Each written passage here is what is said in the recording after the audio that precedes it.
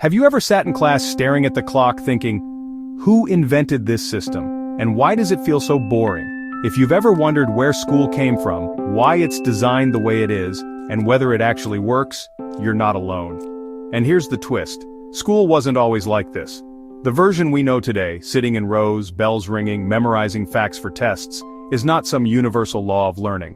It was invented, on purpose, for a very specific reason, and understanding that reason might change how you feel about education forever. Let's rewind. The idea of formal education is ancient. Egyptians, Greeks, and Chinese civilizations all had schools, but they were often reserved for the elite, royalty, scribes, and priests. Learning was about philosophy, astronomy, language, or statecraft.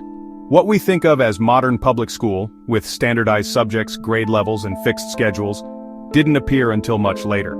And it wasn't created to make people curious thinkers. It was created to make people efficient workers.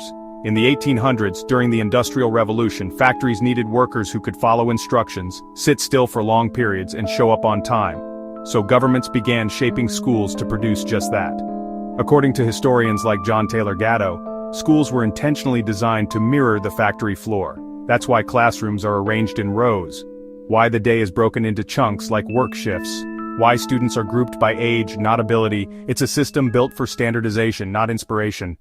One of the pioneers of compulsory schooling was Horace Mann in the United States. In the 1830s, he advocated for free public education so that all children could be molded into productive citizens. It sounds noble, and in many ways, it was. Literacy rates rose, opportunities widened, but over time, the system also became a tool for control. Immigrant children were taught to abandon their languages. Independent thinkers were discouraged. Obedience became a virtue. The Prussian education system, which inspired much of Europe and the US, was even more rigid. Its goal? To produce loyal, disciplined soldiers and civil servants. Creativity was not on the syllabus. And while the world evolved, the school system didn't. In fact, many of its core features haven't changed in over 150 years. Now here's where things get interesting. Studies show that the human brain isn't built to sit for hours absorbing lectures. According to educational psychologists, our attention naturally wanes after 10-15 minutes of passive listening. But school still relies on long periods of sit and get. And boredom, it's not just a mood, it's a warning sign that something's off. A Yale study on student engagement found that boredom was the single most reported feeling in middle and high school students. So what's the cost of this outdated system? We end up producing students who are great at memorizing facts, but struggle with creativity, emotional regulation, and real-world problem solving. Employers today want critical thinkers, communicators, innovators, but our classrooms still prioritize test scores over transformation. But here's the twist, people are starting to fight back. Around the world, educators and communities are rethinking school from the ground up. In Finland, students learn through collaboration and projects. In Montessori schools, kids choose their activities and learn at their own pace. In places like Denmark, emotional well-being is part of the curriculum. Even in the US, programs like Big Picture Learning allow students to design their own learning plans based on real-world interests.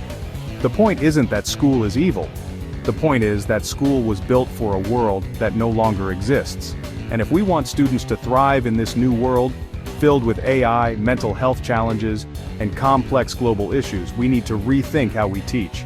That means making learning more hands-on, more human, and more meaningful. So the next time you find yourself bored in class, ask yourself, is it me, or is it the system? Because chances are, it's the system. Leave a comment and tell me, what's one thing you wish school would do differently? And if you're ready to challenge the way we think about learning, hit like, share this with a friend, and subscribe to School Subjects Online, where we dig into the questions they never answered in class. Until next time, stay curious. And keep asking why.